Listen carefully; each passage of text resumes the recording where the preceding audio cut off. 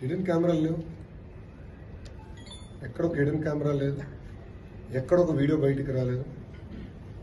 So sensationalise చేయద్దు, ఎందుకంటే blue మీడియాకి అదే పని ఉంది. ఎక్కడో చిన్న ఇష్యూ జరిగితే అది ఎట్లా సెన్సేషనలైజ్ చేయాలి.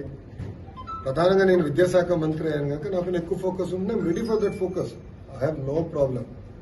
కానీ వాస్తవాలు తెలుసుకుని మీరేంటి, నేను కాదని. కానీ అక్కడ ఒక హిడెన్ కెమెరా లేదు, ఒక వీడియో లేదు, కావాలని రచ్చ చేస్తాం, కరెక్ట్ కాదు. అది నంబర్ 1.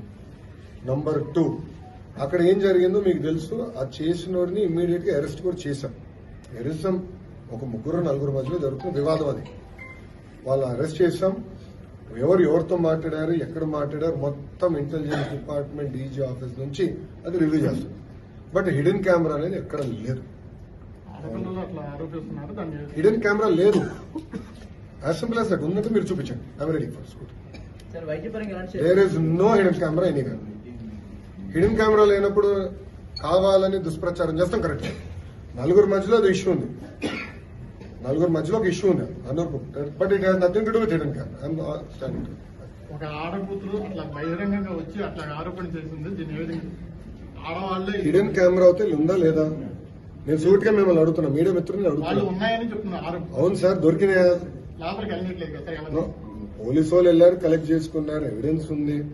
పిల్లలు ఎక్కడ హిడెన్ కెమెరా చూపించలేకపోయారు, ఇట్స్ ఫ్యాక్ట్. సో మీరు కూడా దుష్ప్రచారం చేస్తాం మానేయండి ఫస్ట్. నో, మీరు వాస్తవాలు తెలియకుండా హిడెన్ కెమెరా ఉంది, ఇన్ని వేల వీడియోలు ఉన్నాయి అంటాం కరెక్ట్ కాదు. I want be very clear on the subject. ఎందుకంటే 4 మధ్యలో జరిగే ఇష్యూని మీరు తీసుకొచ్చి హిడెన్ కెమెరాలు ఉన్నాయంటే కరెక్ట్ కాదు. అది నేను చెప్పాను.